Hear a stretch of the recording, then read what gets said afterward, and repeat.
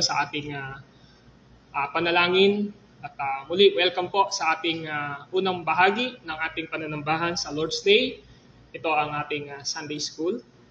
At ngayong umaga ay pinagpapatuloy po natin ang ating topic series o lesson series sa Belgic Confession of Faith.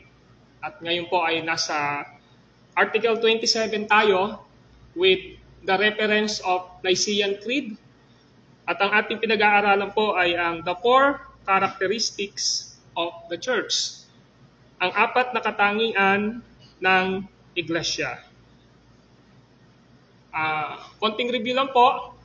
Ating pong natalakay na ang church po ay ipinahayag ng Diyos sa pamamagitan ng kanyang banal na kasulatan na mayroong iba't ibang katangian.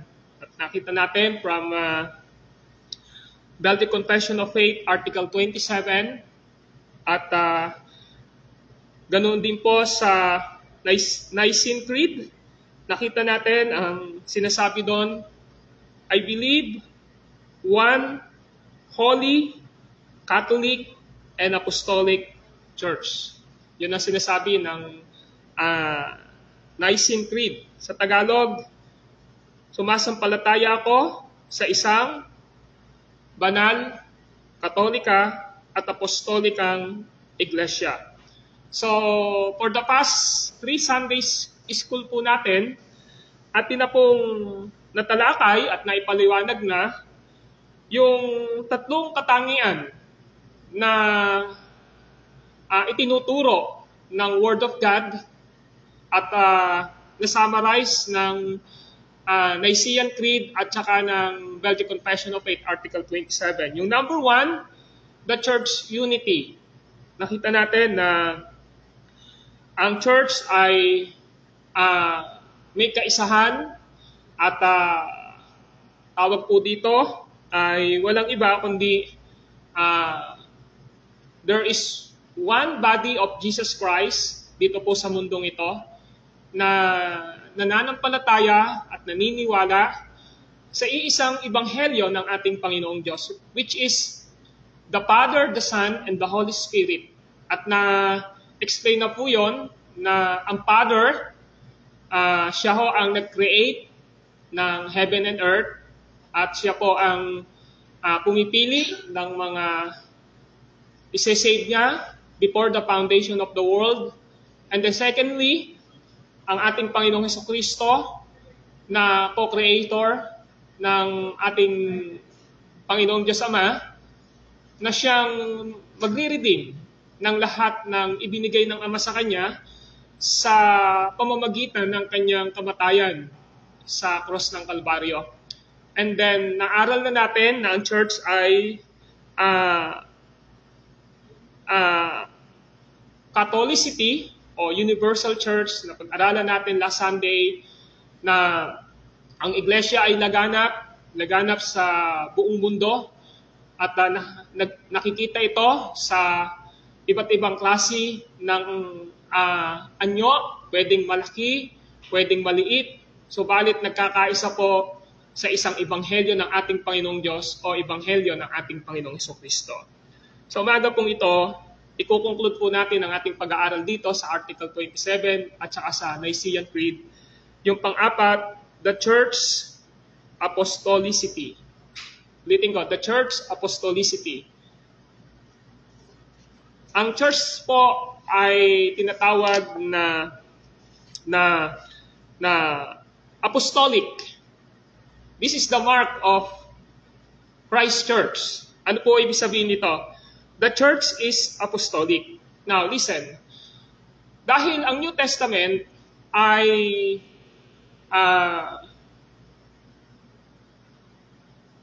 tinuro at inaral ng ating Panginoong Hesukristo, especially in Matthew chapter 16, ganito ang pagkasabi ng ating Panginoong Hesukristo sa kanyang mga pananalita sa Matthew chapter 16, verse 18. At sinabi ko naman sa iyo, ikaw ay Pedro, At sa ibabaw ng batong ito ay tatayo ko ang aking iglesia, at hindi makapananaig sa kanya kahit ang kapangyarihan ng kamatayan. Kung mapapansin natin, si Jesus Christ, yung tinatawag na inaugurated kingdom o yung pinasinayahan niya na kaharian, nung nandito siya sa earth 2,000 years ago na, and then later on sa passage ng Matthew 16, sabi niya, I will build my church, itatayo ko ang aking iglesia. Now, kung mapapansin natin, ang ating Panginoong Jesucristo ang nagtayo ng kanyang church, especially or particularly sa Bagong Tipan. Now, kung mapapansin natin, nung sinabi ni Jesus kay Peter at sa kanyang sa mga disciple, ang sabi ni Jesus sa verse 15, kayo naman, ano ang sabi ninyo? Sino ako? Tanong niya sa kanila. Sumagot si Pedro, kayo po ang Kristo, ang anak ng Diyos na buhay. Sinabi sa kanya ni Jesus, mapalad ka Simon na anak ni Jonas, sapagkat ang katotohanan ito'y hindi inihayag sa iyo ng sino man tao, kundi ng aking amang nasa langit. Kung mapapansin natin, ang pagpapahayag ni Apostol Peter ay nagsabing, kayo po ang Kristo, ang anak ng Diyos na buhay. So alam natin kapag sinabing Kristo, tumutukoy ito sa pagiging Misaya o tagapagligtas ng ating Panginoong Hesukristo. At ang salitang Kristo ay tumutukoy sa tatlong gawain o offices ng ating Panginoong Hesukristo sa kanyang church. Una, si Jesus ay dakilang propeta ng kanyang church. Pangalawa, si Jesus ay dakilang saserdote ng kanyang church. At pangatlo, si Jesus ay dakilang hari ng kanyang church. So yun yung ibig sabihin ng salitang Kristo. Ang salitang Kristo ay tumutukoy sa tatlong gawain ng ating Panginoong Jesus at siya ang tagapagligtas. At binanggit dito ni Peter na anak ng Diyos na buhay. He is the living God, the Son of the living God. And that is referring to the nature of Jesus Christ na He is God and equal to the Father. Ngayon, nung sinabi ni Peter ito, at sinasabi ngayon ni Jesus Christ, Peter, sa confession mong ito, sa pagkakilala niyong ito sa akin, nagsisimula na itinatayo ko ang aking iglesia. Ano ibig sabihin nito? Ang church ay naitatayo sa pamamagitan ng aral ng ating Panginoong Hesukristo. At yung aral ng Panginoong Hesukristong iyon, na ibinigay niya sa ating mga apostol, especially the 12 disciples, ay ipinangaral nila yon. At sa pamamagitan ng pangangaral ng mga apostol, ay naitayo continually and progressively sa buong mundo ang church ng ating Panginoong Diyos. Kaya kapag sinabing the church is apostolic, ito ay tumutukoy sa aral ng Panginoong Jesus na itinuro niya sa mga apostol, at ang mga apostol ay itinuro at ipinangaral nila na siyang naging pundasyon ng iglesia o ng church ng ating Panginoong Hesukristo. Now, kapag narinig natin ang salitang the church is apostolic, it is referring to the foundation of the church. Tumutukoy po ito sa pundasyon ng church. Alam natin na ang bahay ay makikita lang natin yung naaabot ng ating mga mata. Halimbawa, tinitingnan natin itong church building na ito. Parang pag tinignan lang natin, meron siyang flooring, meron siyang mga wall, nakikita natin. Tapos, itong mga ceilings, nakikita natin siya. Pero hindi natin alam, yung pundasyon ba nito, meron ba itong pundasyon? Of course, ang sagot ay meron. Ang pundasyon ng church o house building na ito ay malalim upang nasa ganon ay hindi kaagad-agad magkukulapse o magkakaroon ng damage kapag ang calamity, when calamities will come. Like for example, lindol o kaya naman ay bagyo o anumang mga kalamidad. Why? Dahil ang standard niya ay nakapundasyon siya ng maayos. Ngayon, ang church ay dapat nakapundasyon kay Kristo, na aral ni Kristo at kay Kristo mismo sa pamamagitan ng pagtuturo ng mga apostol ng aral ng ating Panginoong Hesukristo. Kaya yung salitang foundation na ito, titingnan natin. Ibig sabihin, ang pundasyon ng church at ng aral ng church ay turo ng mga apostol na tinuro ng ating Panginoong Hesus. Now, ano ba ibig sabihin ng salitang foundation? Now, ang salitang foundation ay merong literal na kahulugan na laid down as a foundation of institution. Ulitin ko.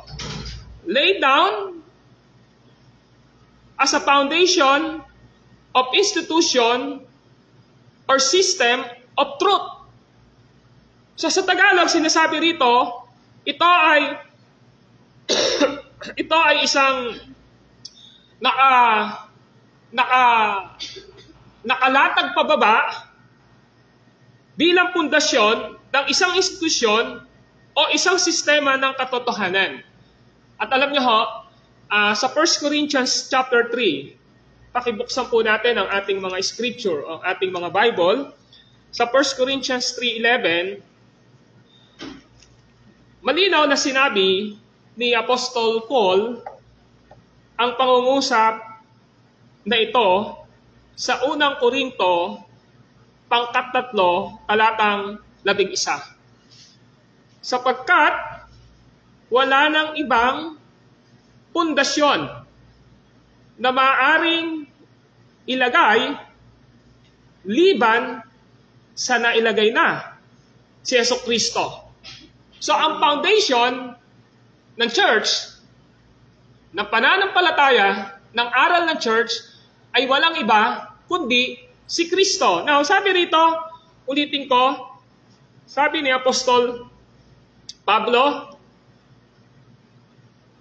pag tinignan natin yung verse 10, ngunit, yung ikalawang bahagi ng verse 10, ngunit, maging maingat ang bawat nagtatayo. So sinasabi, ngunit maging maingat ang bawat nagtatayo. Nagtatayo ng ano? Nagtatayo ng church. So yung church na ito, na itinatayo, hindi ito nanggaling dapat sa kagustuhan lang ng tao, ng pastor, o ng konseho, o ng sinod. Ang sinasabi rito dapat, yung warning ni Paul na maging maingat, ang bawat nagtatayo ay tumutukoy ito sa kanyang warning na meron lamang kasing isang pundasyon. At ang pundasyon na ito ay yung binasa natin sa verse 11. Ang sabi ron, si Hesukristo. Kaya nga sabi ron, sapagkat wala nang ibang pundasyon, wala nang ibang foundation. Ano ibig sabihin? Hindi pundasyon ng aral, ng turo, ng sino man tao. Hindi sistema ng sino mang marunong ang magiging pundasyon ng iglesia o ng church. Kundi ang pundasyon ng church ay walang iba kundi ang ating Panginoong Hesukristo. Ang aral mismo ng ating Panginoong Hesukristo. Ang kamatayan at pagkabuhay mismo ng ating Panginoong Hesukristo. Ang ebanghelyo ng Diyos na nagpapahayag sa isang Diyos sa 3 persona, na ang Ama ang pumili, na ang lahat ng pinili ay tinubos ng ating Panginoong Hesukristo, at ang lahat na tinubos ni Kristo ay binorn again at ni-regenerate, binorn again, at sinelyuhan ng banal na Espiritu, at makapamumuhay ng may kabanalan. So sabi ni Paul, sapagkat wala ng ibang pundasyon na maaaring ilagay liban sa nailagay na si Hesukristo. So kapag tinignan natin itong salitang foundation, this is from the Greek word temeleos, na ang kahulugan ay laid down as a foundation of institution or system of truth. Yung truth, yung pinaka-pundasyon ng church. Hindi ho, sino mang aral, yung katotohanan, yung truth na yon, yun yung pinaka-pundasyon ng ating church, ng isang apostolic church. Yung truth, at yung truth na yon ay walang iba kundi si Kristo. Now, sa Ephesians chapter 2, verse 19 to 20, ganito po ang sinasabi. Ephesians chapter 2, verses 19 to 20. At ganito ang pagkasabi ng Word of God through Apostle Paul. Ephesians chapter 2, verses 19 to 20. Now listen.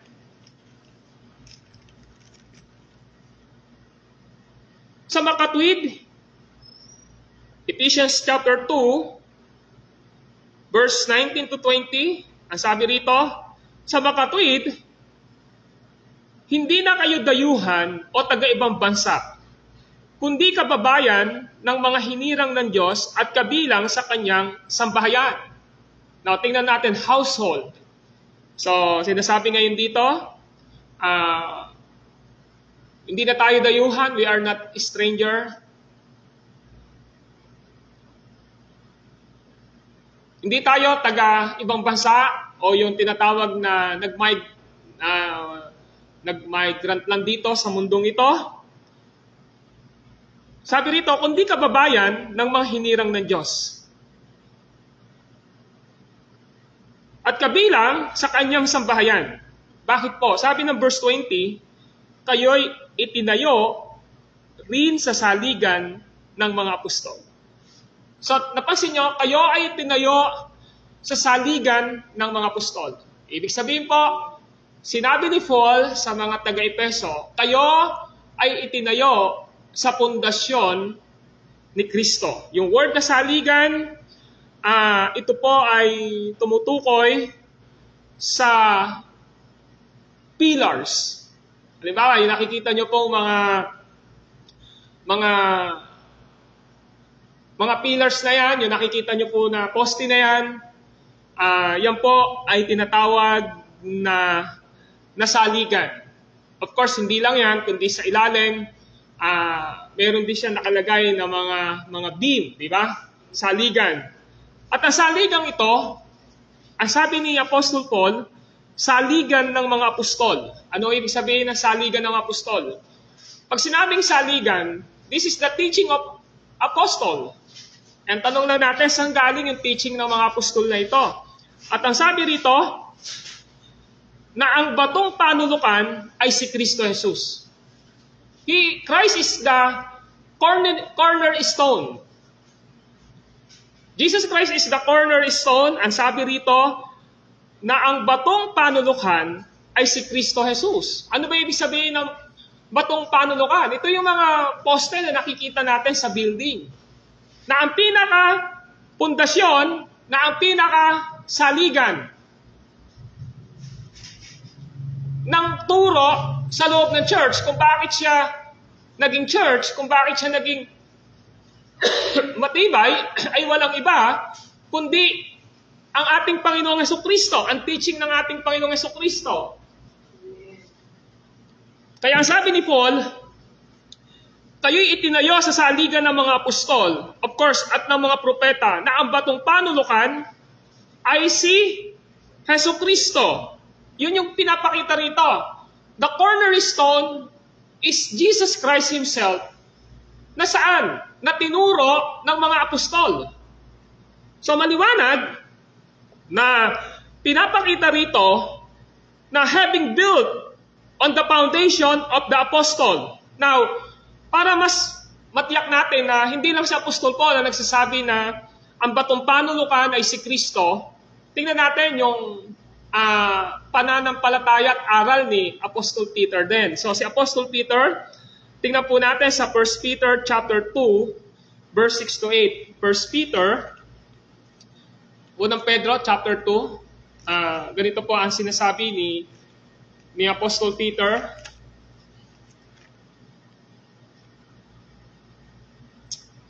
Unang Pedro chapter 2,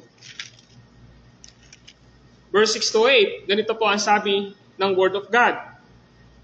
Ephesians chapter 2, verse 6 to 8, sapagkat sinabi ng kasulatan, Masdan ninyo, itinayo ko sa Zion ang isang batong panulukan, hinirang at mahalaga. Hindi mabibigo ang sino mang nananalig sa kanya. Verse 7, kaya nga, mahalaga siya sa inyong mga may pananalig. Ngunit sa mga walang pananalig, matutupad ang nasa kasulatan. Ang batong itinakwil ng mga tagapagtayo ay siya ring naging batong panulukan. At naging batong katitisuran at ikararapa ng mga tao. Natisod sila sapagkat hindi sila sumunod sa salita ng Diyos. Ito ang itinalaga sa kanila. So sino yung batong panulukang ito? Na dapat panampalatayanan.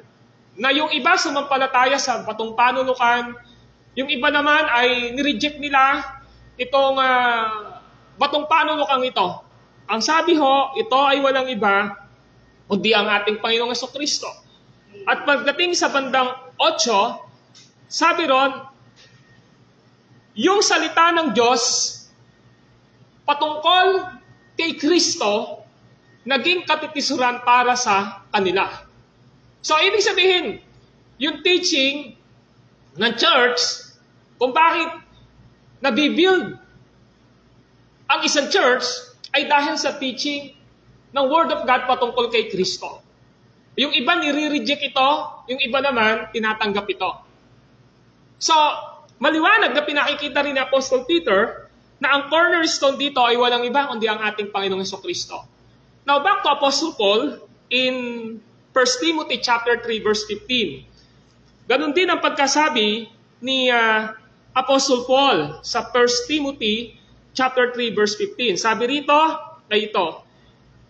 rito, upang hindi man ako makarating agad, ay malaman mo rin ang dapat ugaliin sa sambahayan ng buhay na Diyos sa iglesia na siyang haligi at saligan ng katotohanan.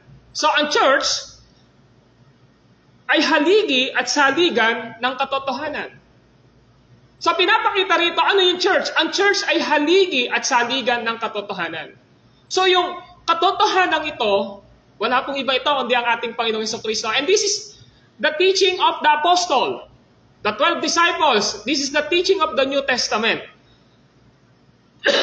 So maliwanag ngayon na ang church dapat, when it comes to her teaching, is apostolicity o apostolic teaching.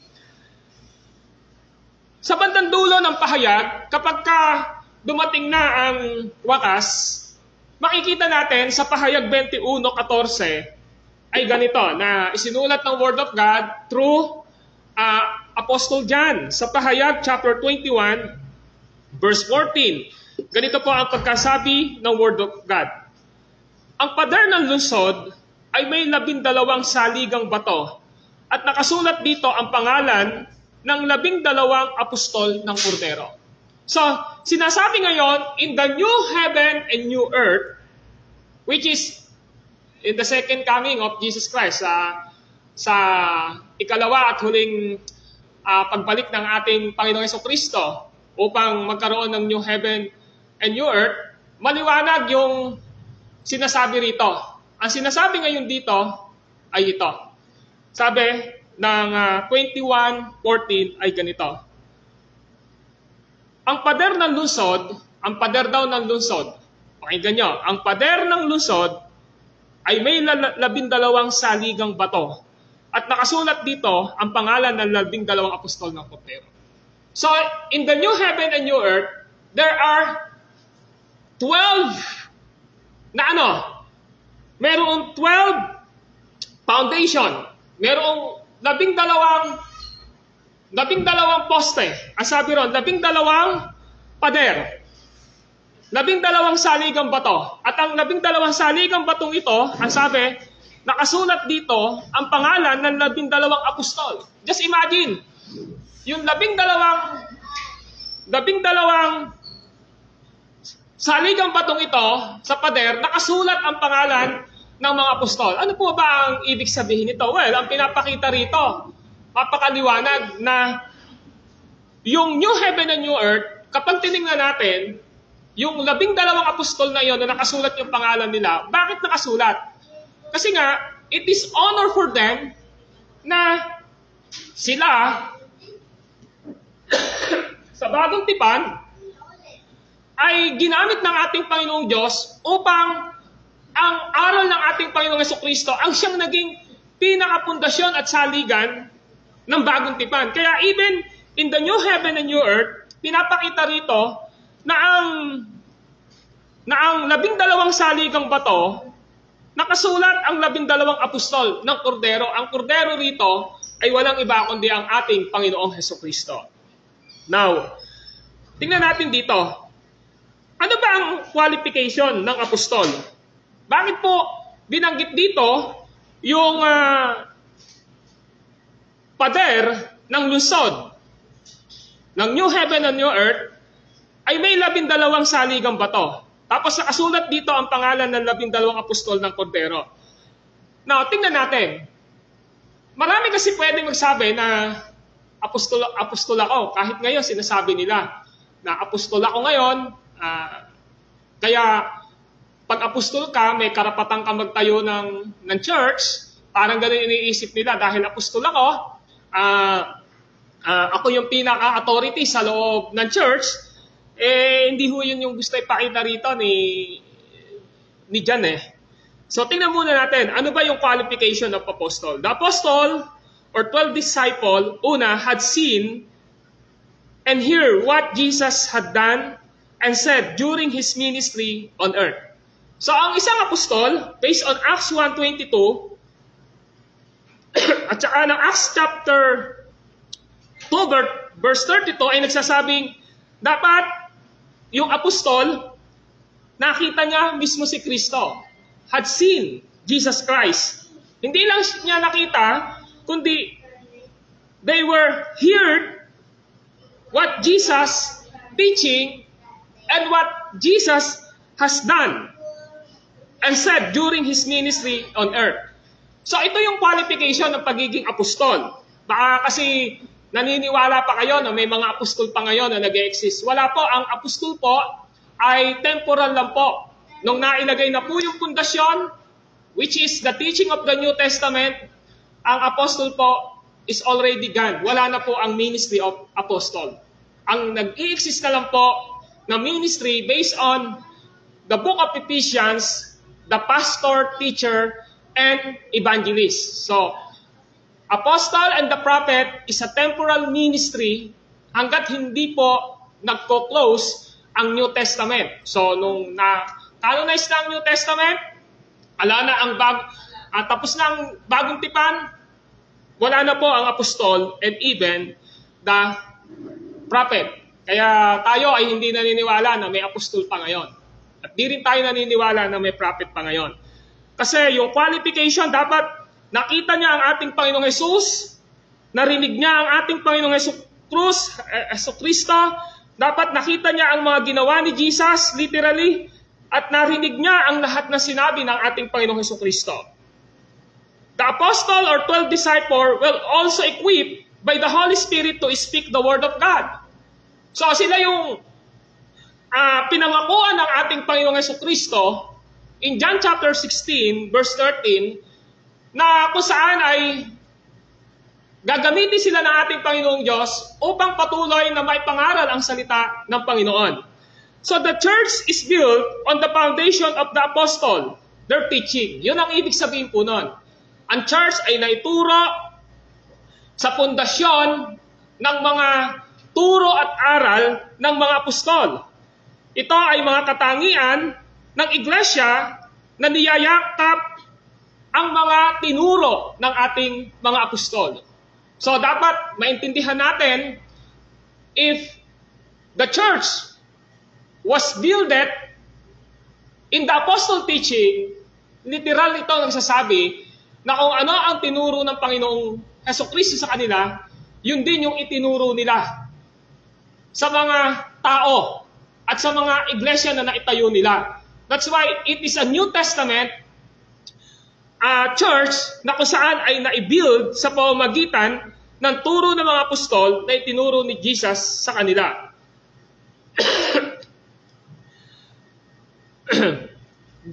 reveals that the church hold on to the whole Word of God. Dapat ang church ay pinangahawakang mabuti ang ipinahayag na salita ng Diyos. Sabi nga ng Article 29 ng Belgian Confession of Faith natin, the church govern itself according to the pure Word of God, rejecting all things contrary. Pag-aaralan natin yun sa Article 29 ng Belgian Confession. Yung Word of God, yung teaching ng mga apostol, yung teaching ni Jesus Christ, yung teaching ng mga apostol, dapat maintindihan natin, ito yung nag-rule, nag-govern. Siya yung namamahala. Saan? Sa church. At dapat ito ay purong salita ng ating Panginoong Diyos at ating tinatanggihan ang kabaliktaran patungkol sa katotohanan na salita ng Diyos. Halimbawa, sinabi po ni Paul sa 1 Timothy chapter 1 verse 13, paibuksan po ang inyong Biblia, 1 Timothy chapter 1 verse 13. Ganito po ang sabi. Now listen. Hinirang niya ako upang maglingkod sa kanya, bagamat nung unay, nagsalita ako laban sa kanya. Bukod dito, inusig ko siya at nilait, sa kabila nito ay kinahabagan ako ng Diyos sapagkat hindi ko nalalaman ang aking ginagawa nung hindi pa ako naniniwala sa Kanya. So nakita natin who is Apostle Paul? Bago si Apostle Pablo, sino ba siya? Alam natin, siya po ay, pangalan niya ay Saulo, di ba? Saulo. And he was persecutor ng church ng ating Panginoong Jesucristo sa Bagong Tipan. Di ba? Makikita natin yan in Acts chapter 9 kung paano niya pinersecute ang church. Pero maliwanag na sinabi niya ngayon sa kanyang sulat kay Pastor Timothy sa 1:13, ang sabi niya ay ito, hinirang niya ako, hinirang siya ng ating Panginoong Diyos upang maglingkod sa Kanya. Hinirang siya ng Panginoong Diyos upang maglingkod kay Kristo at sa paglilingkod niya sa ating Panginoong Jesucristo, alam natin, Apostle Paul was faithful apostle ng ating Panginoong Jesucristo. At katotohanan, nakasulat siya ng humigit kumulang 13 aklat sa Bagong Tipan. Siya yung pinakamaraming naisulat. 2 Timothy chapter 2 verse 2. Ganito ang sabi ni Apostle Paul, 2 Timothy chapter 2 verse 2. Now listen, ang mga narinig mo sa akin sa harapan ng maraming saksi ay ituro mo sa mga tao mapagkakatiwalaang magturo naman sa iba. Ano ibig sabihin nito? Merong pagpapasa ng aral. So sabi ni Paul kay Timothy, yung lahat ng natutunan mo sa akin, ituro mo naman sa iba. There are 4 generations na mapapansin natin dito. Una, si Apostle Paul, tinuruan siya ng ating Panginoong Jesucristo. Tapos pangalawa, si Apostol Pablo, tinuruan niya sino? Si Timothy, pangatlo. Si Timothy naman magtuturo saan? Sa mga tao mapagkakatiwalaang magturo naman sa iba. At yung tinuruan na yon, magtuturo sila. So the teaching of the apostle, nagpapatuloy siya, meron siyang continuity. Nagpapatuloy siya, hindi siya pwedeng maputol. Kaya nga, dapat maintindihan natin na kapag sinabing ang church ay apostolic, nangangahulugang ito, na yung teaching ni Jesus Christ ay hindi basta napuputol. Meron siyang pagpapatuloy. Si Jesus Christ, si Apostle Paul, si Timothy, nagturo si Timothy sa iba, yung tinuruan ni Timothy na yon, magtuturo din sa iba. Yan yung gustong ipakita sa atin dito. And even in Jude 3, ano ang sabi ni Jude sa Judas? Bandang dulo po, bago po ang pahayag. Sa Jude chapter 3, ganito po ang sabi ng Word of God. Sabi ng Jude 3 ay ito, mga minamahal, ang gustong-gusto kong isulat sa inyo tungkol sa kaligtasang tinatamasa nating lahat. Ngunit napilitan akong ang isulat sa inyo ay isang panawagan na ipaglaban ang pananampalatayang ipinagkaloob minsan at magpakailanman sa mga banal. So, as we continue to teach the Word of God, Ang ating Panginoong Jesucristo at ang mga sinulat ng mga apostol, meron pong tinatawag na digmaan. Ano ibig sabihin nito? May mga false teaching na pumapasok sa loob ng church, pero responsibility po ng church na isulat, ipangaral, ituro, at ipaglaban ang katotohanan na itinuro ng mga apostol. Yun ang gusto ipakita. So what is the point of our study dito sa the church is apostolic? Hindi po natin pwedeng dagdagan o bawasan ang ebanghelyo sa ating pagtuturo at pangangaral sa pamamagitan ng mga apostol. So, we are not to add or subtract from the gospel as a taught and preached by the apostle. Hindi po natin pwedeng bawasan at pwedeng dagdagan ang itinuro ng mga apostol. Hindi po ito trabaho ng church. Kung ano yung sinasabi ng Biblia, yun yung dapat na itinuturo.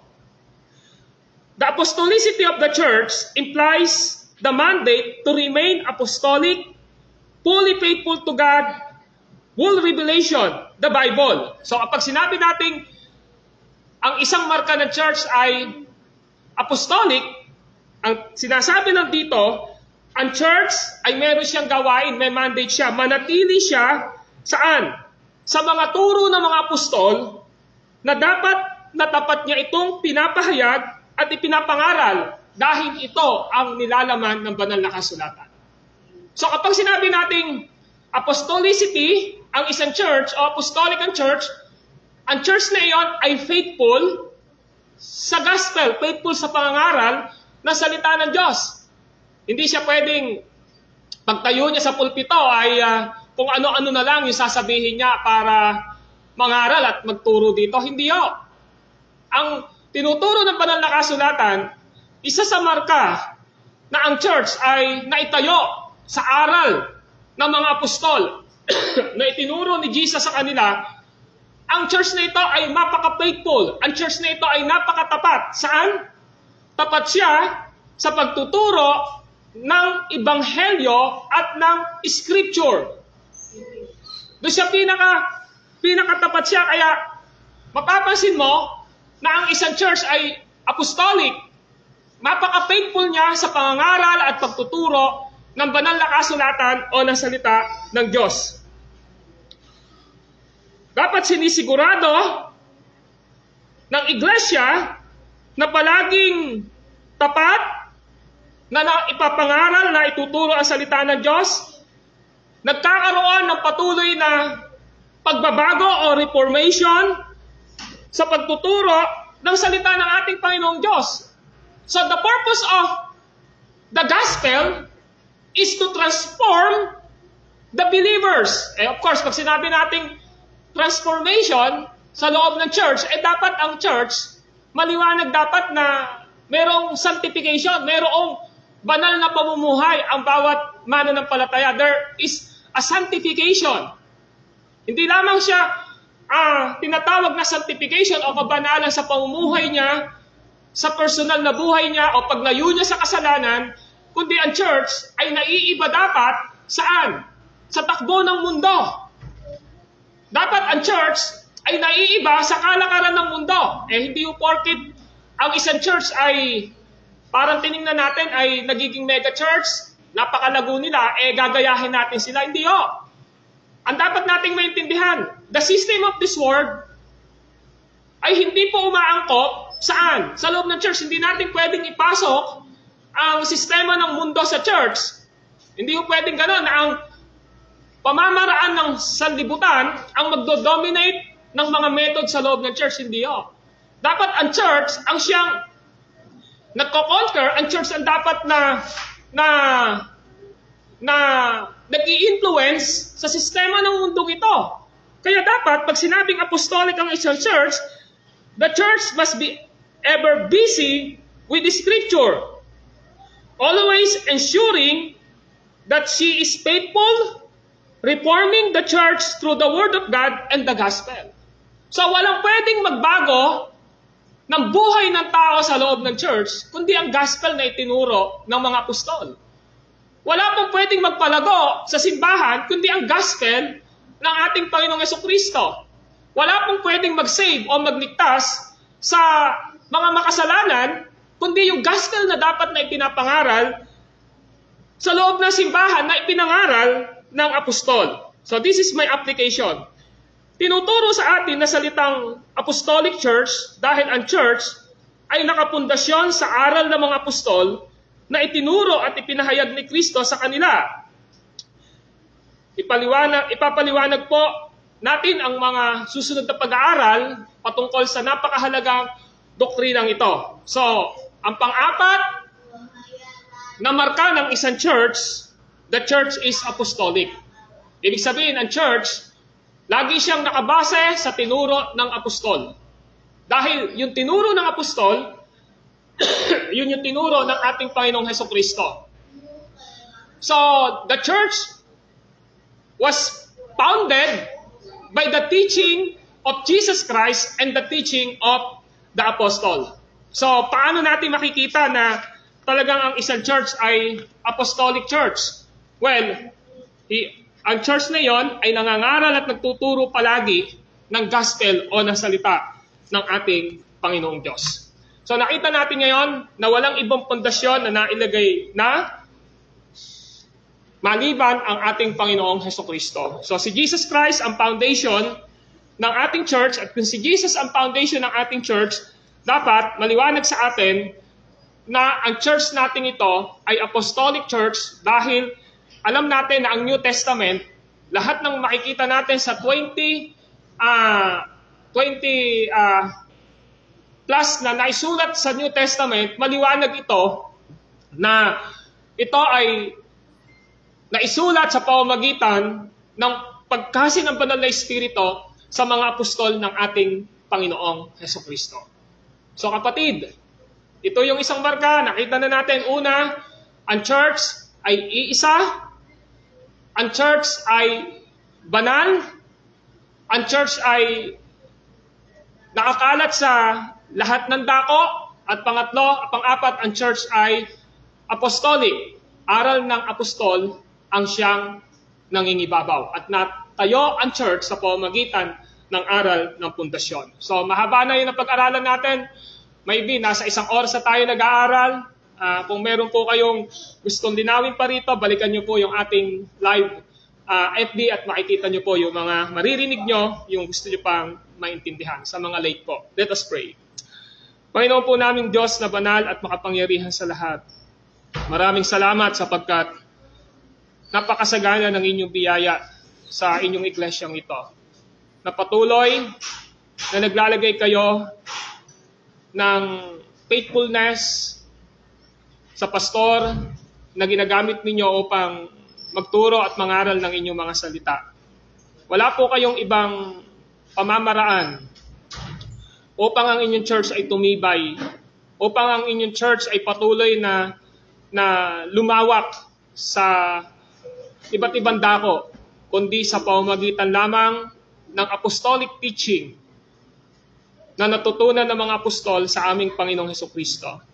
Kaya Lord, tulungan niyo po na hanapin namin ang aming mga sarili sa isang church na nagpapahalaga sa pagpapaliwanag at pagtuturo ng inyong banal na kasulatan. Huwag niyo pong hayaan na ang church na ito ay maimpluwensyahan ng iba't ibang mga strategic na unbiblical na ginagawa ng maraming quote-unquote na church ngayon. Hayaan nyo na magtapat kami na katulad ng mga apostol, wala silang ibang itinuro, kundi ang mga tinuro ng aming Panginoong Hesukristo. At yon ay walang iba, kundi ang ebanghelyo ng Diyos, ang ebanghelyo ng aming Panginoong Hesus. And we are thankful, Lord, sapagkat meron po kaming nag-iisang reference kapag nais naming malaman ang nais nyo na matutunan namin. At yon ay walang iba, kundi ang Scripture, ang banal na kasulatan.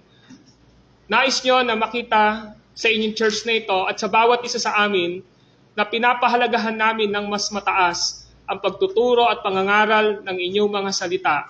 Sapagkat pag pinapangaral at tinuturo ng tapat ang inyong salita, Alam namin na patuloy na nangungusap ka, Panginoong Hesus, sa lahat ng taong nakakapakinig dito.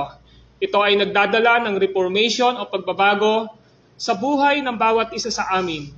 Ito rin ay nagdadala upang nasa ganon ang mga taong wala pang kaligtasan ay tawagin ninyo sa pananampalataya sa aming Panginoong Hesus. Lord, wala kaming ibang nais na matutunan sa aming pagiging isang church, kundi ang inyong Biblia, ang inyong scripture lamang at ang ebanghelyo ninyo, Panginoong Diyos. Maraming salamat po. This is our prayer. In Christ's name, Amen.